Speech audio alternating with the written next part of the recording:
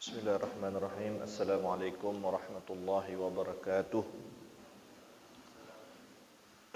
Alhamdulillah. Wassalatu wassalamu ala Sayyidina Rasulillah Sayyidina Muhammad ibn Abdullah sallallahu alaihi wasallam. Ashhadu an la ilaha illallah wa ashhadu anna Sayyidina Muhammadan abduhu wa rasuluhu la nabiyya ba'dah. Amma ba'du. Hadirin wal hadirat, wabil khusus para alim ulama yang dimuliakan Allah Subhanahu wa taala. Kita bersyukur kepada Allah Subhanahu wa taala sampai pada hari ini, hari ke-9 atau Yaumut Tasu'a, hari ke-9 daripada bulan Muharram. Dan insyaallah esok hari atau nanti malam ba'da maghrib akan masuk kepada Ashura, hari ke-10 daripada bulan Muharram, yang semoga Allah Subhanahu wa taala memberikan kepada kita taufik, hidayah, kekuatan, kesabaran untuk meningkatkan amal ibadat kepada Allah Subhanahu wa taala, wabil khusus pada hari Ashura nanti. Dan semoga pula Allah Subhanahu wa taala memberikan kepada kita kesehatan untuk dapat melaksanakan puasa Ashura, yang mana Rasulullah sallallahu alaihi wasallam beliau melihat dan menyaksikan orang-orang Yahudi, mereka berpuasa pada hari Ashura atau tanggal 10 daripada bulan Muharram. Maka Rasulullah SAW bertanya akan hal ehwal dan sebab orang-orang Yahudi itu melakukan puasa Ashura. Maka dijawab oleh mereka, kami berbahagia, kami berpuasa hari Ashura ini adalah karena bahagianya kami atas selamatnya Nabi Allah Musa daripada kejaran Fir'aun. Dari hadis ini Rasulullah SAW mengatakan, nahnu ahaggu bi Musa minkum. Kami lebih berhak, kata Nabi. Ya, kalau begitu kami lebih berhak untuk berbahagia atas selamatnya Nabi Musa, karena kami beriman kepada Allah, sedangkan kalian imannya, cintanya kalian kepada Nabi Musa abal-abal. Bahasa kita abal-abal, artinya tidak tulus, karena kalian tidak menyembah Allah. Kalau kalian memang tulus mengikut Nabi Musa, maka kalian akan menyembah Allah. Maka kalian yang tidak tulus mencintai Nabi Musa saja begitu luar biasa bahagia dengan selamatnya Nabi Musa dengan kejaran Fir'aun. Maka kami yang beriman kepada Allah, beriman pada Nabi Allah Musa, kami lebih berhak lagi, kata Nabi. Maka dari situlah syariat, muncul syariat atau perintah anjuran untuk berpuasa pada hari Ashura. Kemudian yang kedua dari hadis ini, bahwa ternyata dianjurkan bagi kita untuk berbahagia atas keselamatan yang Allah berikan kepada para nabi dan para rasul. Salah satunya yaitu Nabi Allah Musa dan Nabi Allah Yunus. Nabi Yunus, ya, Allah selamatkan dari perutnya paus, yaitu pada hari Ashura. Keluarnya Nabi Allah Yunus dari perutnya paus adalah hari Ashura. Makanya dikatakan sebagian ulama, pada hari Ashura itu laut itu banyak muncul ikan-ikan hiu. Karena pada hari itu, ya, sekali lagi Allah keluarkan Nabi Allah Yunus daripada perutnya ikan paus. Itu Allah selamatkan tuh dua nabi pada hari Ashura. Maka kita diperintahkan untuk berbahagia atas selamatnya Nabi Allah Musa dan Nabi Allah Yunus alaihi wasallam. Jadi, ya, hadis tadi juga menjadi dalil, menjadi dasar bahwa boleh bagi kita berbahagia atas keselamatan, atas satu nikmat yang Allah berikan kepada para nabi, kepada para pendahulu, ya, walaupun nikmat itu telah lama Allah berikan. Termasuk nanti tidak lama lagi masuk bulan Maulid. Kita merayakan Maulid karena bahagia atas kelahiran Nabi. Kalau dibilang tidak boleh berbahagia atas kelahiran Nabi, maka itu keliru. Sedangkan Yahudi saja bahagia dengan selamatnya Nabi Allah Musa. Ya. Itu selamatnya Nabi Allah Musa dari kejaran Fir'aun, Yahudi bahagia, dan Rasulullah mengatakan kami lebih berhak berbahagia. Ya, maka dengan kelahiran Rasulullah adalah nikmat daripada segala nikmat. Maka kita perlu bahagia dengan kelahiran Nabi Muhammad, ya, dengan mengenang, dengan melakukan kebaikan, ya, untuk mewujudkan rasa bahagia kita dengan berpuasa. Ini orang-orang Yahudi ada tidak diperintahkan oleh Nabi Allah Musa untuk puasalah kalian karena aku selamat dari kejaran Firaun. Tidak diperintahkan oleh Nabi Allah Musa. Namun inisiatif mereka, ya, mereka karena bahagianya mereka berpuasa. Nah, maka amaliyah yang dilakukan oleh kita juga, Rasulullah tidak pernah merintahkan aku lahir, bahagialah kalian dengan kelahiranku, buatlah perayaan dengan kelahiranku, tidak pernah. Namun itu sudah menjadi, ya, naluri bagi setiap seseorang ketika dia merasakan suatu kebahagiaan, suatu kesenangan, maka ia akan mengekspresikan itu dengan ucapan syukur, dengan diekspresikan dengan tindak tanduk, perbuatan. Ya. Orang kalau senang, ya, perbuatannya itu luar biasa. Meluk siapapun yang ada di sekitarnya dipeluk sama dia. Ya. Kawannya dipeluk, ya Allah, alhamdulillah, anak senang, anak lulus tes ini misalnya sekolah polisi, lulus, senang luar biasa. Saking senangnya diekspresikan, meluk si fulannya, meluk fulan.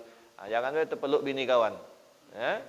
Nah, peluk bini kawan karena bocor sama lakinya, gitu kan.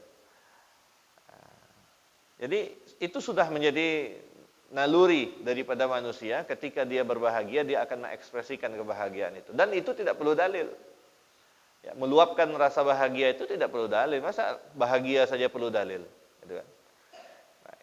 Nah, itu sepintas sebagai pembuka daripada hal-hal yang terkait dengan hari Asyura. Ya, karena hari Asyura ini luar biasa, banyak riwayat, ya, banyak riwayat terkait fadilah hari Asyura, amaliyah hari Asyura, ya, dari riwayat-riwayat yang bermasalah. Namun ada juga yang sahih. Ya.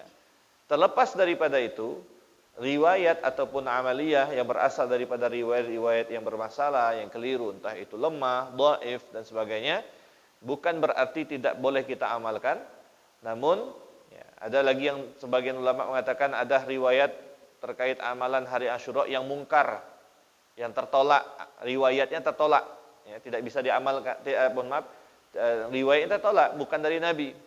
Namun menyikapi daripada hal itu, ya, tidak boleh kita meyakini amalan dari amaliyah yang diriwayatkan dari hadis-hadis munkar tadi, hadis-hadis yang palsu itu, tidak boleh kita nisbatkan ini amalan Nabi, ini sunnah Nabi, tidak boleh. Akan tetapi kalau diamalkan silahkan, boleh-boleh saja, silahkan. Karena itu amal baik. Karena melakukan amal baik itu dapat perintah secara umum, secara khusus tidak, namun secara umum kita diperintahkan untuk beramal baik.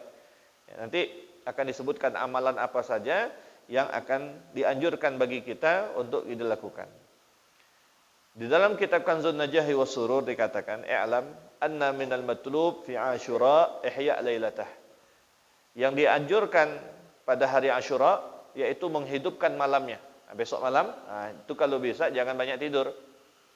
Ya, kalau bisa habis salat Isya, mungkin ada acara, sebagian masjid mengadakan acara hari Asyura, nyambut 10 Muharram. Setelah acara tidur sejenak, secukupnya 1 jam atau mungkin 2 jam. Tengah malam bangun. Ya, tengah malam bangun, ibadat, bukan kencing. Ada orang tengah malam bangun kencing, habis kencing tidur lagi. Ya. Nah, pas tidur lagi itu tak ada bangun lagi sampai jam 10. Ya. Dia puasa tapi tidak salat subuh. Nah, itu puasanya keliru. Puasa Asyura, puasa Tasu'a, Asyura atau Asyura 11, 9, 10 atau 10, 11 Muharram, tapi subuhnya enggak. Maka ya itu percuma. Ibarat kata ngambil air pakai ember yang bocor. Bocor besar lagi. Itu tidak akan membawa hasil. Ya, puasanya sia-sia kalau dia puasa kemudian tidak sholat subuh. Namun kalau dia tinggal sholat subuhnya disebabkan uzur syar'i, ya semisal mungkin dia ini pada malam Asyura jaga malam, lembur, ya banyak tugas atau mungkin jaga kantornya sampai jam larut malam, jam 2, jam setengah 3 baru balik. Kemudian tidur, niat hati sudah kuat untuk bangun sholat subuh, sudah hidup alarm, ikhtiar sudah. Hidup alarmnya, berpesan kepada pasangannya untuk bangunkan. Ternyata qadar Allah tidak pula bangun. Maka itu sebagai uzur syar'i. Itulah yang disebut uzur syar'i. Tidak berdosa bagi dia. Dan kalau dia puasa Asyura, maka tetap dapat pahala Asyuranya. Ya. Tapi kalau seandainya sudah tahu bentar lagi, sudah tahu, ya sekarang jam 3. Bentar lagi 1 jam lebih 2 jam, ya. Itu masuk waktu subuh. Tidur, tapi tidak menghidupkan alarm. Pede sekali dia bangun, nanti saya pasti bangun dengan sendirinya. Nah, itu kecil kemungkinan, ya. Kecuali kalau tidurnya dari jam 10 malam, itu bisa, ya, udah menjadi faktor kebiasaan pasti bangun. Namun kalau sudah mepet-mepet, kalau sangat ngantuk, itu akan sulit. Maka perlu ikhtiar untuk menghidupkan alarm atau meminta tolong kepada siapapun untuk membangunkannya. Baik. Jadi ihya lailatah. Hidupkan malam Asyura dengan ibadat kepada Allah. Ya, apa aja ibadahnya? Bisa tahajud, bisa baca Quran, ya. Bisa dengan berzikir, bermunajat kepada Allah, duduk berzikir. Ngantuk, siapkan kopi satu kali, kan? Satu putaran tasbih, 1 seruput kopi, boleh, ya. Subhanallah, subhanallah, subhanallah, subhanallah, subhanallah. Ah, gitu. Kopi. Tidak apa? Ya, enggak. Masih tak mempan juga nantak kopi tadi. Bikin mie goreng, mie rebus, silakan. Ya, alhasil kita berikhtiar untuk tidak tertidur pada malam itu. Kopi sudah, mie sudah. Masih ngantuk juga, ambil cabai setan. Hah? Ambil cabai setan. Hancurkan giling, campurkan sama mie itu. Masih ngantuk juga, sudah bismillah tidur lah. Ya. Ya, tidur. Kata ulama, kalau kita bangun tengah malam, walaupun jangan sampai ketika kita bangun malam melewatkan malam itu tanpa ibadat. Setidaknya sekurang-kurangnya bacalah 15 ayat Al-Qur'an. 15 ayat Al-Qur'an kemudian tidur lagi, monggo silahkan. Kamu sudah termasuk golongan orang yang menghidupkan malam dengan ibadat kepada Allah. Jadi begitu. Kita sudah berusaha untuk tidak tidur lagi. Sambil berzikir, sambil ibadat, dapat 2 rakaat, alhamdulillah. Atau dapat 1 rakaat witir, jadilah. Ya, nah. Kemudian bermunajat, doa, ngantuk berat. Minum ini, minum itu, tidak ada juga mempan. Ya, maka silahkan tidur. Atau ada vitamin, ambil vitamin, makan banyak, biar mulas, jadi tak bisa tidur. Tak bisa tidur. Ada kulihal ikhtiar lah masing-masing. Kita punya cara masing-masing untuk bagaimana untuk tidak tidur. Ada yang tak bisa nih. Kalau kopi tetap ngantuk nih. Harus ada rokok. Ya silakan rokok baik. Rokok 1 batang, matikan. Baca Quran 3 lembar. Jadilah. Ya, atau 1 rokok perbandingannya setengah jus. Oh, mantap itu. Ya. 1 rokok, 1 kopi setengah jus. Tidak apa-apa. Tapi habis rokokan kopi dulu. Nah, kopi, ya. Kenapa?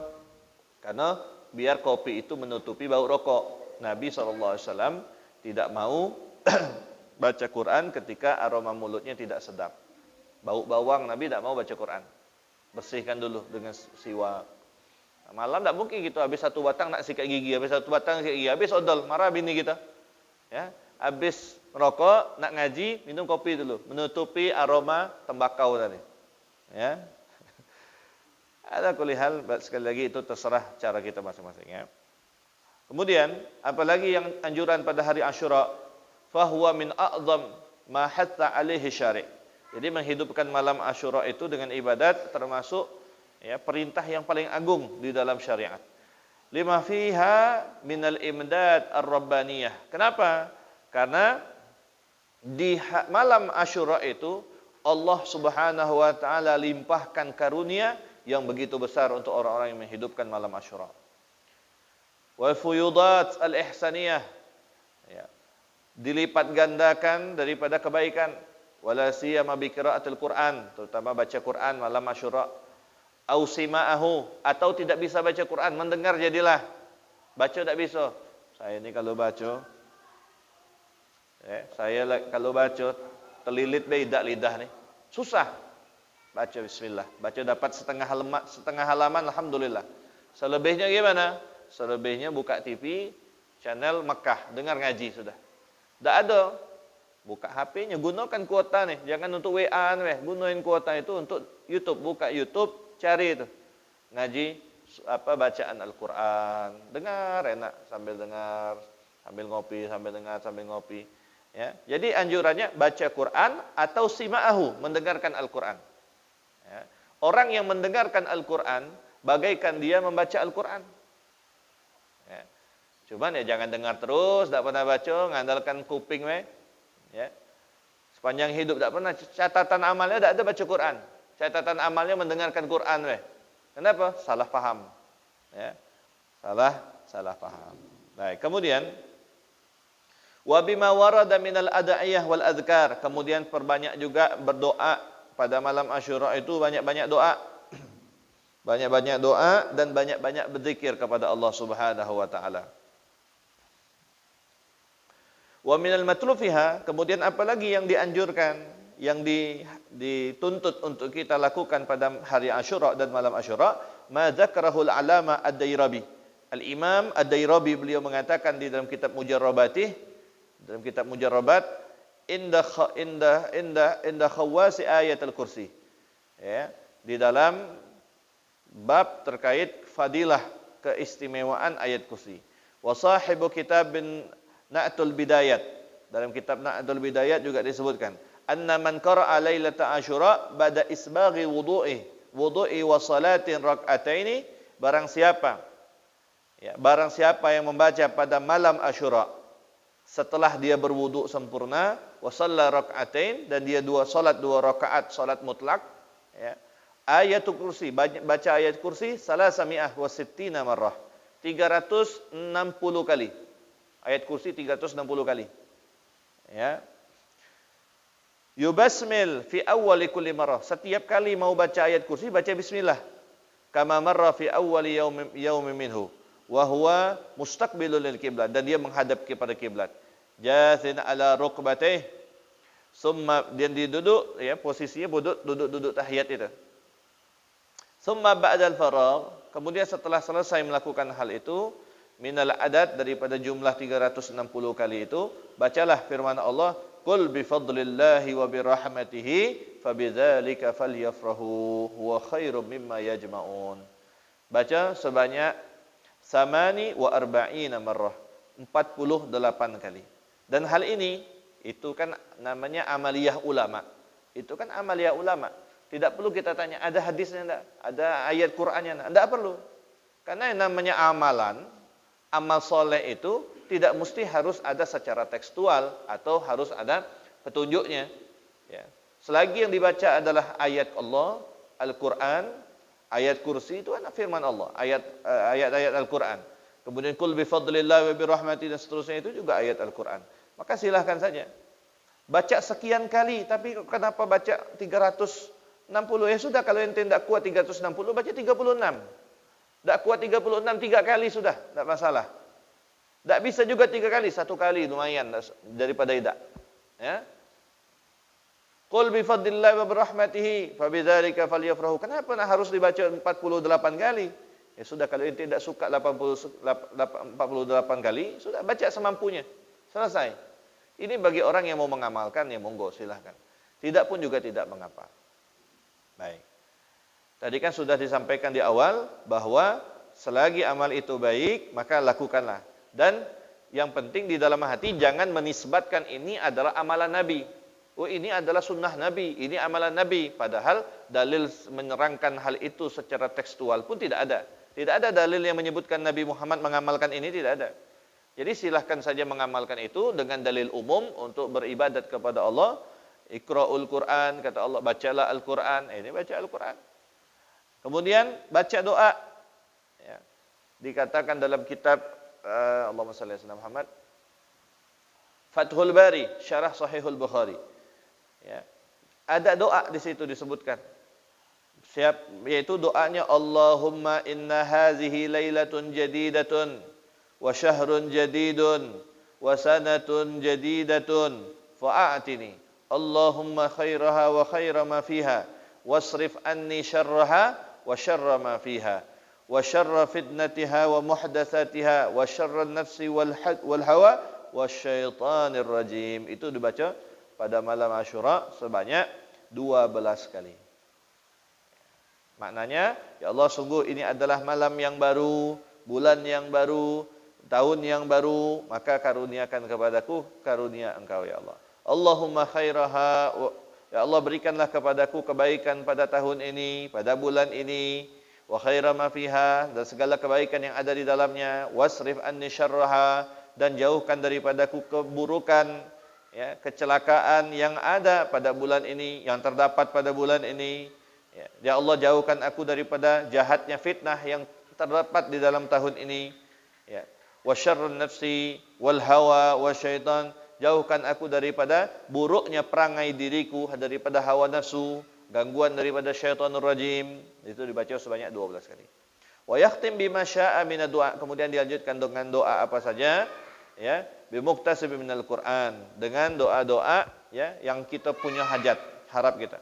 Kemudian wa minal matlub fi yaumihi. Nah, itu tadi malam Asyuranya. Sekarang siang Asyuranya, besok paginya, hari Senin pagi.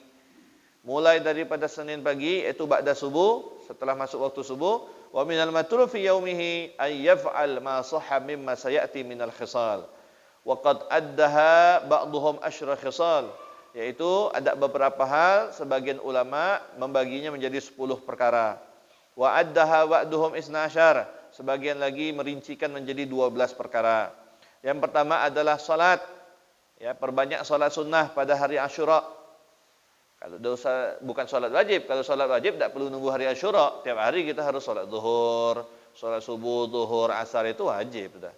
Itu sudah harga mati, dosa lagi sebut. Ya, kalau disebutkan amalan besok hari adalah salat, itu adalah maksudnya salat sunnah. Perbanyak salat sunnah. Mungkin di hari-hari lain solat duhanya cuma 2 rakaat, di hari Asyura jadi 4, di hari Asyura jadi 8, ya.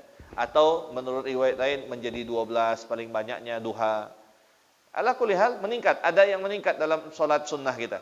Dulu mungkin solat qabliyah ba'diyahnya, zuhurnya cuma 2 rakaat qabliyah, ba'diyahnya 2 rakaat. Hari Asyura, qabliyah zuhurnya 4 rakaat, ba'diyah zuhurnya 4 rakaat. Karena di dalam hadis Nabi pun menjelaskan bahwa qabliyah zuhur itu adalah 4 rakaat, ba'diyah zuhur 4 rakaat, dua-dua. Namun duanya adalah muakkadah, duanya tidak muakkadah. Maka yang banyak dilakukan di tengah masyarakat cuma 2 rakaat, yang muakkadah saja, yang ditekankan saja. Karena yang 2 lagi itu kadang Nabi lakukan, kadang Nabi tidak lakukan. Namun setidaknya Rasulullah tidak pernah meninggalkan 2 rakaat qabliyah zuhur, 2 rakaat ba'diyah zuhur. Namun kadang beberapa keadaan, beberapa waktu Rasulullah pun melakukan 4 kali, 4 rakaat qabliyah zuhur, 4 rakaat ba'da zuhur. Jadi pertama, perbanyak salat sunnahnya di hari Asyura. Wa saumu, puasa hari Asyura. Ya. Nabi SAW ketika melihat orang Yahudi itu berpuasa pada hari Asyura, Nabi SAW mengatakan, kalau Allah panjangkan umurku sampai tahun yang akan datang, akan aku melaksanakan puasa Asyura. Dan untuk membedakan dengan orang Yahudi adalah didahului 1 hari, hari ini Tasu'a, Asyura, atau diikuti sehari, Asyura, 11, 9, 10, 10, 11, terserah. Ya. Nah, boleh pilih, mau hari ini puasa, Asyura puasa, maka 11 tidak perlu lagi. Atau kalaupun mau 11 juga tidak masalah. Ya, 11 pun juga tidak masalah, boleh. Nanti hari Asyura itu pas hari Senin, maka niatnya pasang 2. Ya, aku niat puasa esok hari sunnah Asyura dan sunnah hari Senin, dapat 2 pahala tuh. Nah, jadi sekali dayung 2 pulau terlampaui, terlewati. Ya, puasa, banyak puasa. Gimana kalau ada hutang puasa Ramadan? Dilihat. Kalau hutang puasa Ramadannya itu adalah disebabkan karena dia sengaja membatalkan puasa Ramadan, maka kewajiban mengqadanya adalah fauri. Fauri itu langsung, tidak boleh ditunda-tunda. Sebenarnya dari tanggal 2 Syawal sudah wajib puasanya. Misal si fulan di bulan Ramadan sengaja minum, maka dia wajib mengqadanya fauri. 2 Syawal dia sudah wajib mengqada tuh. Kalau dia menunda-nunda haram. Tapi kalau seandainya si fulan tidak puasa Ramadan, batal puasa Ramadannya karena sakit, itu uzur, bukan disengaja. Maka kewajiban mengqadanya tidak fauri. Boleh terserah. Yang penting jangan sampai Ramadan yang akan datang. Mau dia ganti di bulan Syawal boleh, mau diganti pada bulan Muharram boleh. Nanti ajalah bulan Rabiul Awal puasanya. Boleh. Itu kalau batal puasa Ramadannya disebabkan uzur syar'i, bukan disengaja. Kalau disengaja itu wajib segera. Itu konsekuensi. Jadi bagaimana kalau ada hutang puasa Ramadan? Boleh mengqadha puasa di hari Asyura, ya. Dan dia mengikutkan niat puasa Asyura boleh, atau sudahlah saya pengen khusus puasa Asyura hari ini, monggo silakan Asyura dan Senin. Nanti qadha puasa Ramadannya besok ajalah, ngikut di 11 tanggal 11 Muharram boleh juga. Kemudian yang kedua, dalam riwayat hadis disebutkan silaturahim. Hari Asyura itu disunnahkan, kita dianjurkan, ya, amaliyah ulama, yaitu silaturahim, menyambung silaturahmi. Ya, wasadaqah. Silaturahmi itu tak mesti kita harus mengunjungin si fulan, keluarga kita jauh. Oh, kita harus pergi ke sana jauh, tak perlu. Silaturahmi itu sekarang udah gampang, cukup video call atau telepon. Selama ini tak pernah telepon, hari Asyura telepon, assalamualaikum, apa kabar? Baik, alhamdulillah. Begitu kan? Telepon sekali, dua kali tak diangkat sama dia. Oh, apa dia tak diangkat? Mungkin lagi sibuk. Tak tahu yang kita telepon ni takut ngangkat telepon kita. Dia ni tak pernah dia ni nelpon. Tumben ni nelpon, aku minjam duit pula ke dia ni.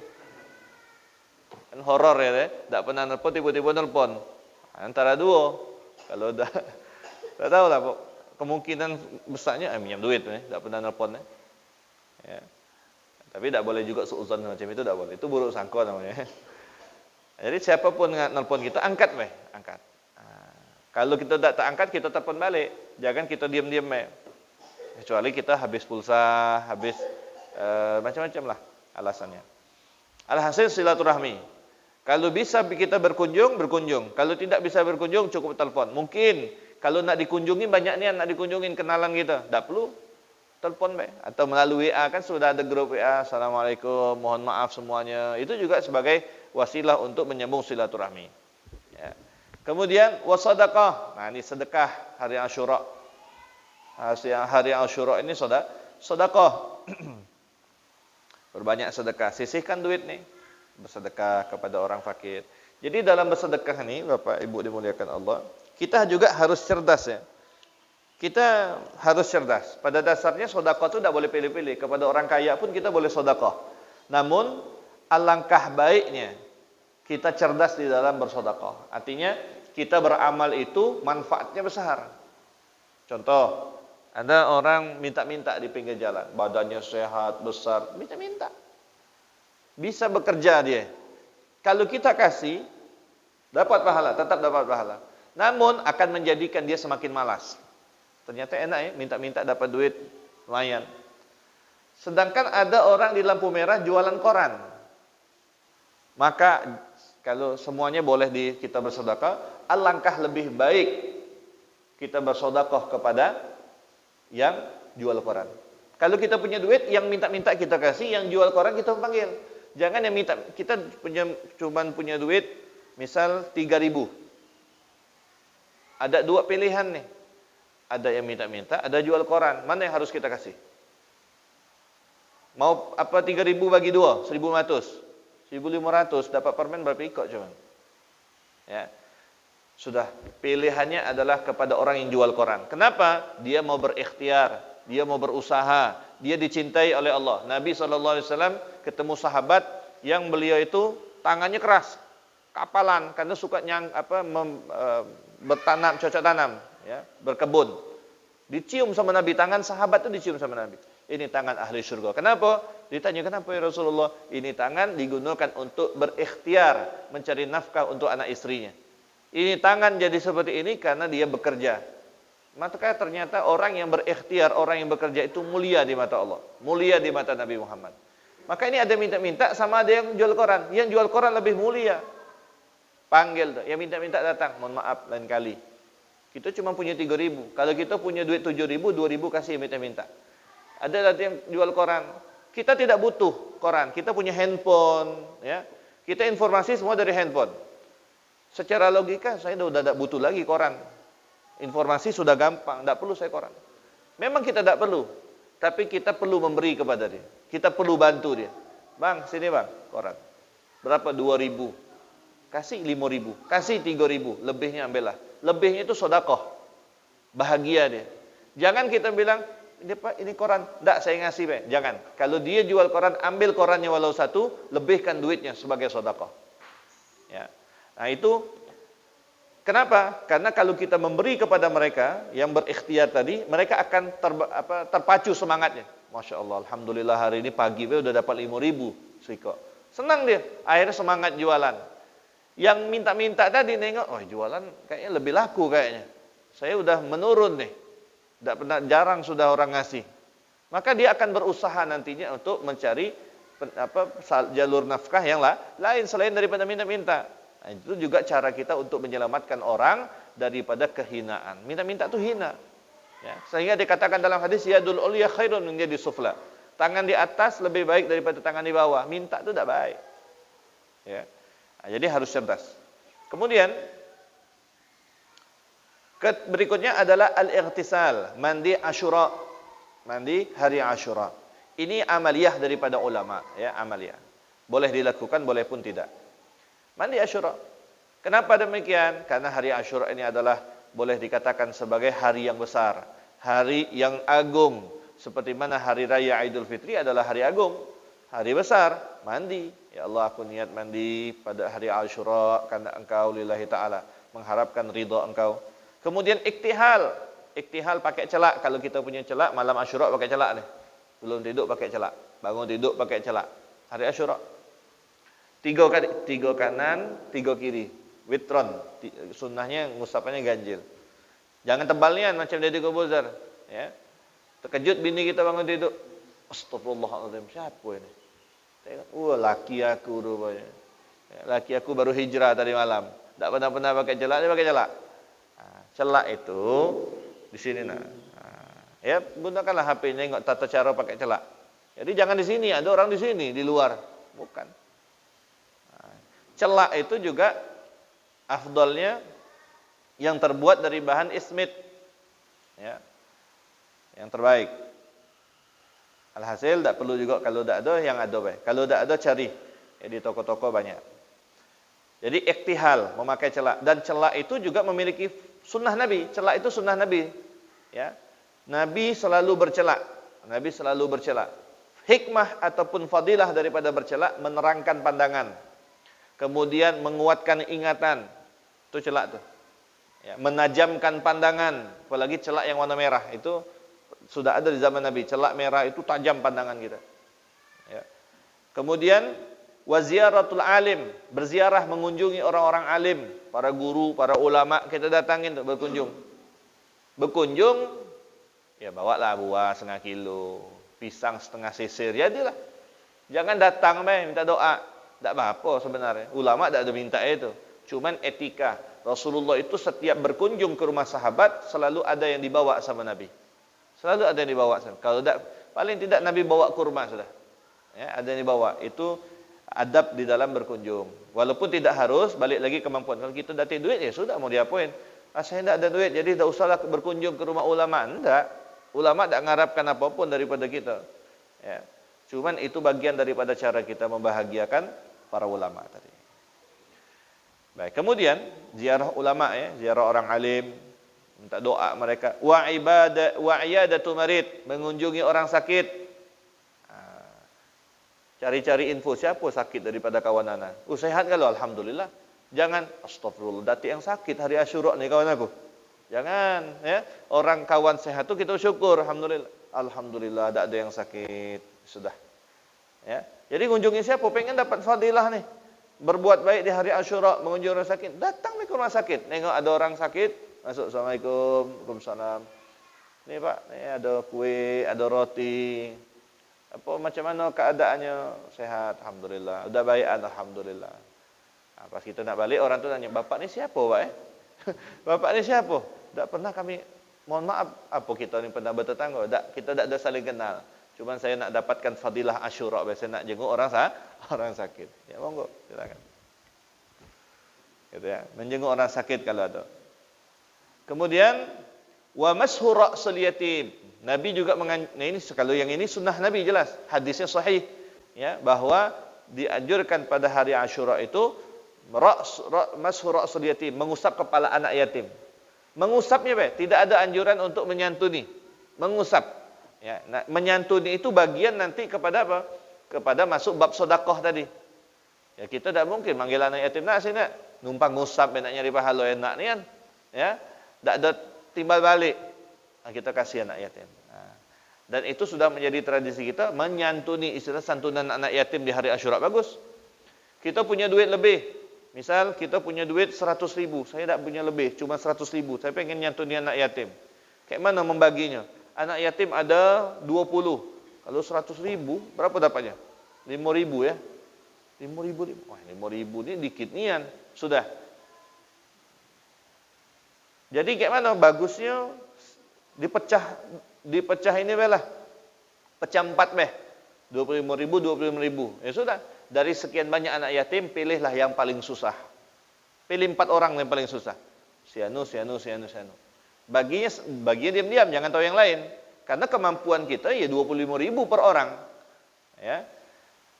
Atau, kalau 25.000 ni diskusi sama isteri. 25.000 tu dah enak pak, dikit nian.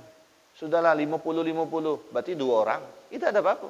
Walaupun 1 orang yang kita kasih anak yatim, tak apa-apa, boleh. Ya. Atau kita punya lebih banyak rezeki. Ada ni, mah ni ada duit 1 juta. Ya, kita papa pengen nyantuni anak yatim di hari Asyura. Ada 1 juta. Mama ada berapa? Ada 2 juta. Noh, kok banyak ni 2 juta? Iya, 1 juta duit mama lah, 1 juta duit dari duit bapa juga. Oh, tengok kan toh. Oh, ya berkurang duit 2 juta. Tahu ini dia ambil je duit kita 1 juta. Tak apa-apalah, sudahlah. Ya. 3 juta. Anak yatim di kampung ada 30 pas. Sudah. Panggil tuh anak-anak atau kumpulkan atau kita yang datang. Amplopin tuh 100 kasih. Dan dan bagi kita yang mengumpuli dana-dana anak yatim itu, ya. Kalau sumbangan atau kotak itu adalah santunan anak yatim hari Asyura, maka yang dikasih harus anak yatim. Tak boleh bukan anak yatim. Ada budak bukan yatim, cuman piatu, ibunya meninggal. Dia tak bisa nerima itu. Jangan kita kasih. Atau anak ni bapaknya entah ke mana. Ya, bapaknya entah ke mana telan bumi. Dari dia lahir bapaknya pergi. Tak ada balik-balik. Ya, lebih daripada Bang Toyib. Bang Toyib 3 kali puasa. Balik dia, masih ingat balik. Ini tak balik-balik. Mulai dari budak tadi kecil sampai budak tadi SD. Kelas 2. Tak ada balik-balik. Sebagian orang mengkategorikan itu yatim. Dipanggillah anak tadi dikasih duit yatim. Tak boleh. Tak boleh.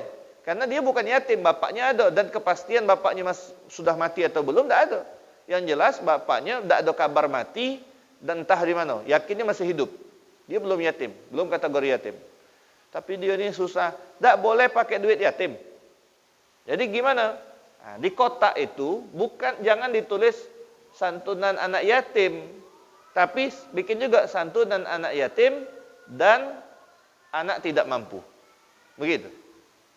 Harus ada, karena orang kan akan ngasih anak yatim, berarti dia ngasih itu untuk anak yatim.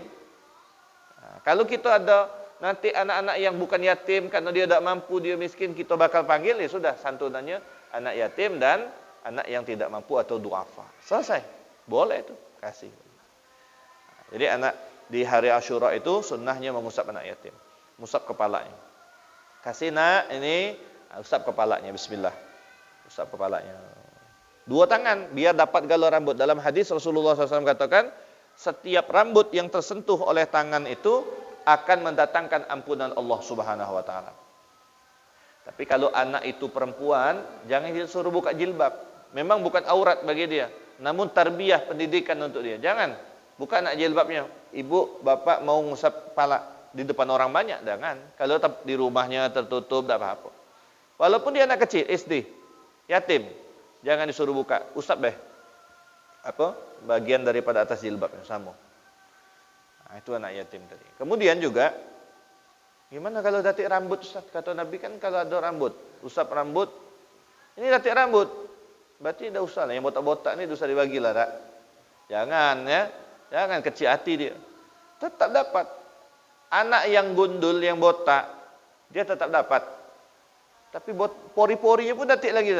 Licin. Usap.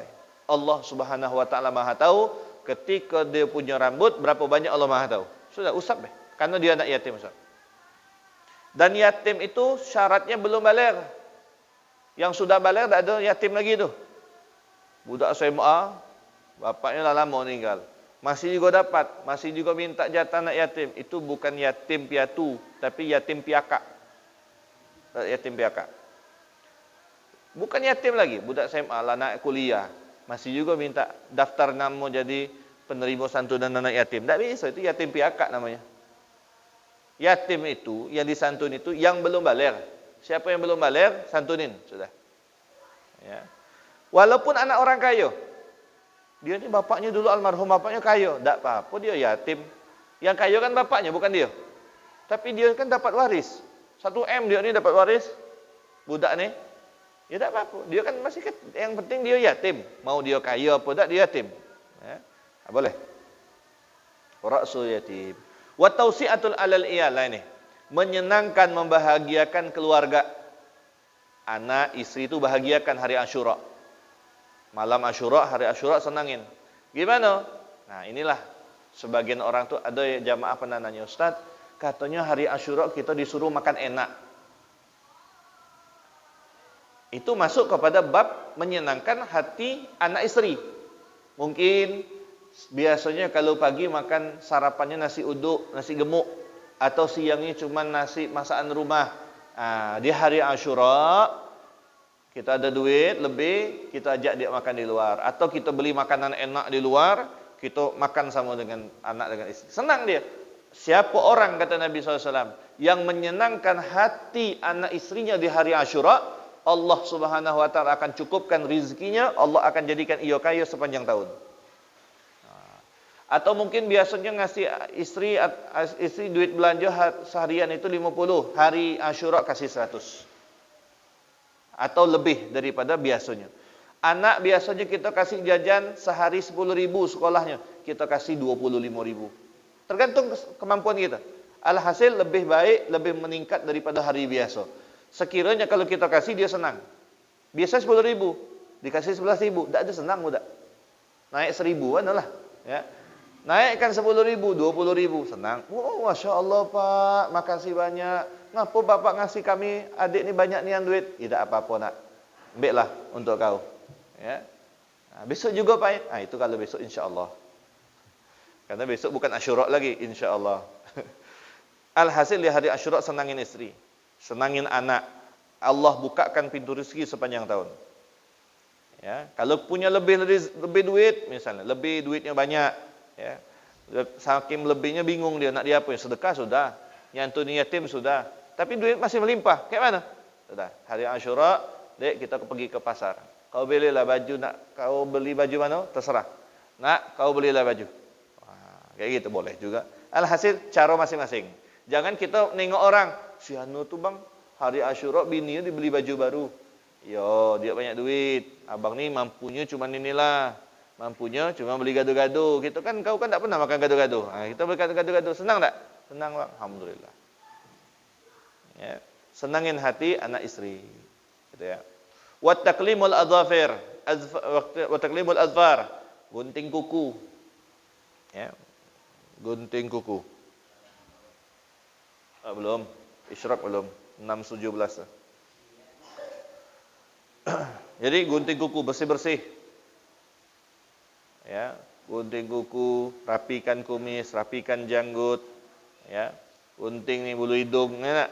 Ada kalau keluar sampai nyatu beda sama kumis, bulu hidung, rapikan. Jadi kalau senyum, mulut senyum, bulu hidung manjang keluar. Jangan rapikan, ya, tak enak nengoknya. Alhamdulillah ya. Nikmat Allah Subhanahu Wa Taala. Semuanya nikmat. Ada nikmat kan? Alis jangan cukur. Hari Asyura cukur alis jangan. Ya tak? Semuanya udah Allah kasih. Ya tak? Jangan kita jangan kita kufur nikmat Allah. Allah tu sudah tahu batasannya. Kita manusia butuh alis. Jangan dicukur alis. Kasih tahu tu istri, keponaan, anak, jangan cukur-cukur alis. Yang sudah sudahlah. Ya, yang sudah sudahlah. Yang belum jangan coba-coba. Kenapa? Nikmat sudah Allah takar. Jangan kufur. Contoh gigi. Gigi ini Allah sudah tahu sudah. Kita Pak dari kecil sampai sekarang pernah tak gigi ini manjang? Coba gigi ini macam rambut, manjang. Nah, macam mana kita? Gigi macam rambut, sebulan sekali datang ngikis gigi. Pernah tak manjang gigi? Kayak gini lah gigi. Ya. Kalau gigi macam rambut bisa manjang, tak bisa kita ngomong. Ya. Tak bisa ngomong. Gigi atas ke bawah, gigi nusuk ke atas. Alhamdulillah ala ni'matillah. Hidung Allah Subhanahu wa taala letakkan lubangnya tu ke bawah. Sempat dibalik sama Allah.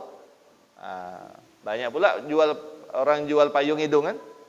Kalau hujan. Ala kulli hal. Ya, laqad khalaqnal insana fi ahsanit taqwim, kata Allah. Telah kami ciptakan manusia itu dengan rupa yang terbaik sudah. Ya.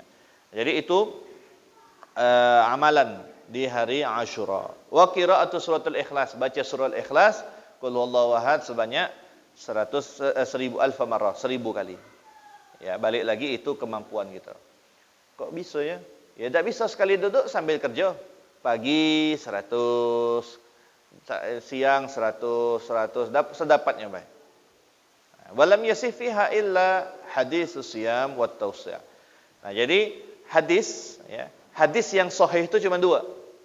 Hadis perintah puasa Asyura itu hadisnya sahih itu.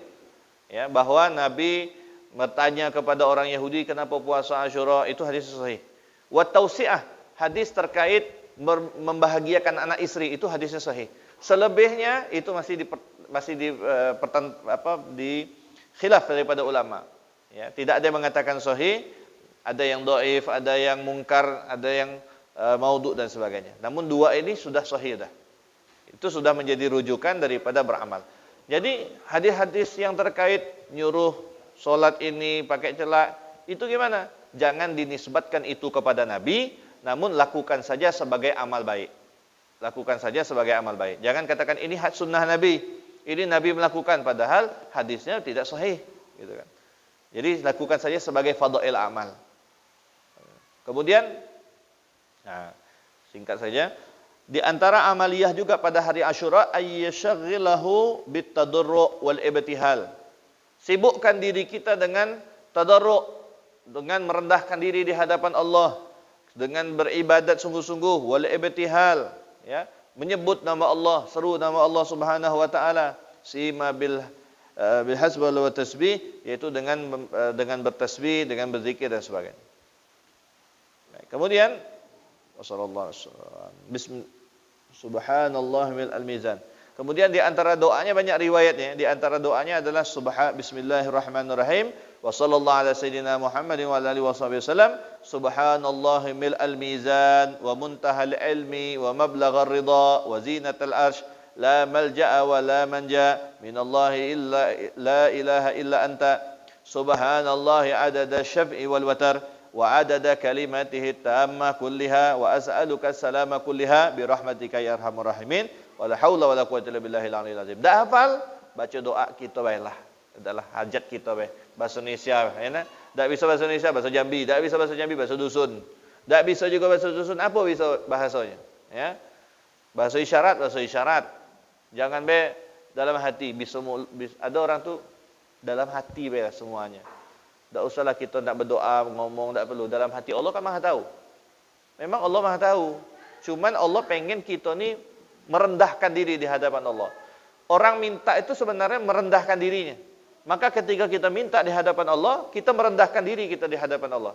Man tawadha'a rafa'ahu Allah. Siapa merendahkan dirinya di hadapan Allah, Allah akan tinggikan derajatnya di hadapan manusia. Jadi berdoa itu kebutuhan kita. Ya, walaupun Allah sudah tahu hajat kita apa, tapi Allah pengen kita minta. Sama Pak, kita punya kawan, dia susah, kita pengen bantu, cuman dia tak ada minta bantuan, ya kan? Ketika dia minta, langsung kita kasih, ayo nih, Tapi kalau dia tak ada minta, kayak mana kita nak nolong dia? Gitu kan. Paling nolong seadanya baik. Gitu kan. Ada kulihal, ya. InsyaAllah mudah-mudahan Allah Subhanahu Wa Taala berikan taufik kepada kita. Mungkin sebelum kita tutup, ada yang mau ditanya boleh.